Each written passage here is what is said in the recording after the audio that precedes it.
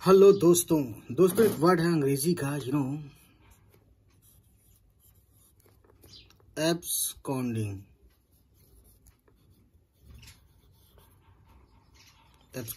ठीक है, तो इसका मतलब यह होता है हिंदी में भाग जाना। ठीक है, भाग जाना। ठीक है, उर्दू में ऐसे लिखते हैं क्योंकि हमको उर्दू भी आती है। भाग जाना, फरार हो जाना। ठीक है, यह देख सकते हैं शब्द।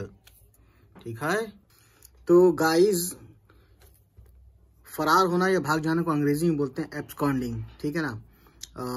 अब इसके बारे में बताना शुरू करता हूँ कि यानी किसी जगह से चुपके से या बिना बताए चले जाना, है ना। और ज़्यादातर ये क्या है, कानूनी या जिम्मेदारी से बचने के लिए वाले शब्द में, वाले मतलब में इसका इस्तेमाल होता है।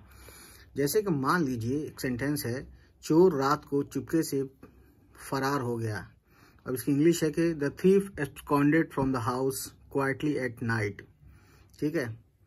दूसरा है, मान लीजिए कि उसने कोर्ट में पेश होने के बजाय भाग जाना पसंद किया, है ना। इंग्लिश है इसकी कि instead of appearing in court he chose to abscond. ठीक है, यहाँ एब्सकॉन्ड आ गया। ठीक है ना। बहरहाल, उसके बाद देखिए अगला सेंटेंस है, एक कार्यकर्ता अपने साथ पैसा लेकर फरार हो गया।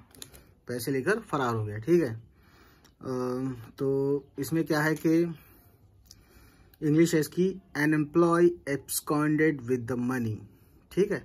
चौथा सेंटेंस है ना, पुलिस उस फरार अपराधी को ढूंढ रही है।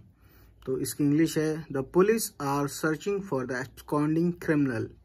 एब्सकॉन्डिंग ज़्यादातर क्या है, उस आदमी इंसान के लिए इस्तेमाल होता है जो कानूनी कार्रवाई, सजा या किसी जिम्मेदारी से भाग जाता है ना। ये वर्ड, ये शब्द फॉर्मल या फिर कह लीजिए लीगल कॉन्टेक्स्ट में ज़्यादा यूज होता है दोस्तों, एब्सकॉन्डिंग। ठीक है ना।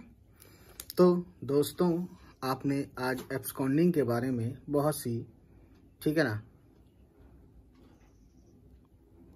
बहुत से सेंटेंसेस सुने, है ना। एब्सकॉन्डिंग एक वर्ब है। मैं आपको बताना चाहूँगा गाइज, ये वर्ब है एब्सकॉन्डिंग जो है।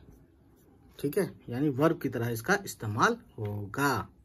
ठीक है, और बस जिसके सिनोनिम में अगर आप कहें तो run away usually includes taking something और समबडी अलोंग। ठीक है ना। और बोल्ट है, डिकैम्प है, गो ऑफ है, मेक अवे है, मेक ऑफ है, रन ऑफ है।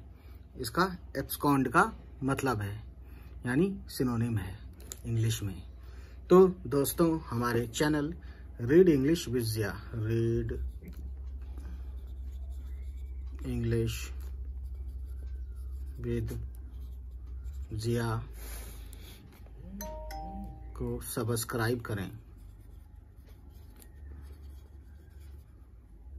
है ये। ठीक है, चलिए फिर बाय बाय, टेक केयर, खुदा हाफिज दोस्तों।